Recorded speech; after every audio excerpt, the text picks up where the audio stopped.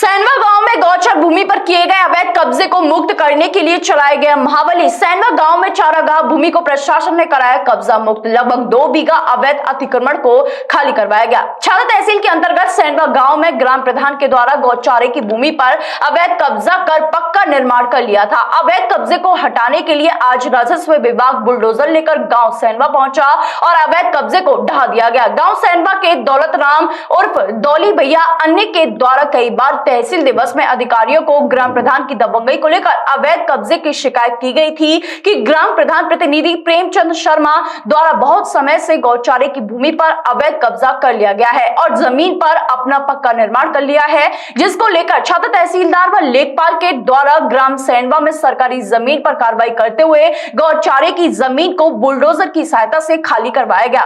वहीं उप जिलाधिकारी छाता श्वेता सिंह, तहसीलदार छाता मनोज कुमार बाशने द्वारा बताया गया है कि सरकारी जमीनों पर किए गए अवैध कब्जों को खाली करने के लिए लगातार निरंतर अभियान चलाए जा रहे हैं।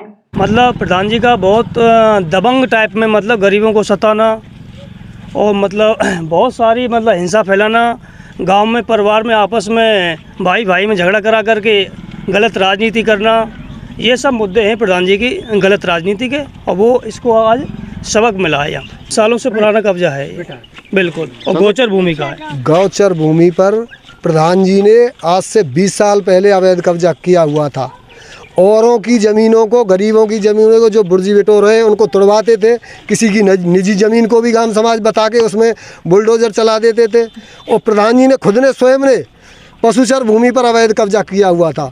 3-4 साल में केस भी लड़ चुका हूँ उनसे, उसके बाद में जुर्माना भी हो चुका है। जनता के सामने सब गऊ बन जाते हैं और पैसे के बल पर चुनाव जीता गया, तो गऊ बनने पर और बाद में फिर नार का चेहरा दिखाते हैं वे, इसलिए प्रधान बन गए। वे खुद ही भ्रष्टाचारी हैं, जो उन्होंने खुद ही अपना ही घेर रखा है, आपने ही घेर रखा है, तो वे किसके खाली करवाएंगे? खलवाते हैं दूसरों कमज़ोरों की जा कर के खलवाते हैं।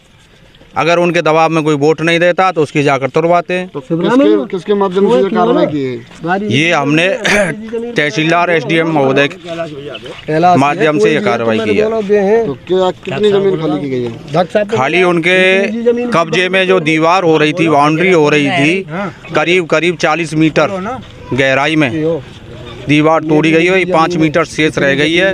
लेखपाल महोदय ने कहा है कि दीवानी में केस चल रहा है, इसलिए वो वहाँ से टूट जाएगी। उपल नर्सिंग होम, जहां आपको मिलती हैं विश्व स्तरीय चिकित्सकीय सेवाएं, आंखों की जांच, डेंटल सर्जन, आई केयर सेंटर आदि अन्य सुविधाएं केवल एक ही छत के नीचे। उपल नर्सिंग होम, जहां के प्रमुख डॉक्टर्स हैं विशाल उपल, डॉक्टर जयती उपल, डॉक्टर वीना उपल, डॉक्टर RK उपल। उपल नर्सिंग होम, शंकर विहार, बैंक कॉलोनी, मथुरा।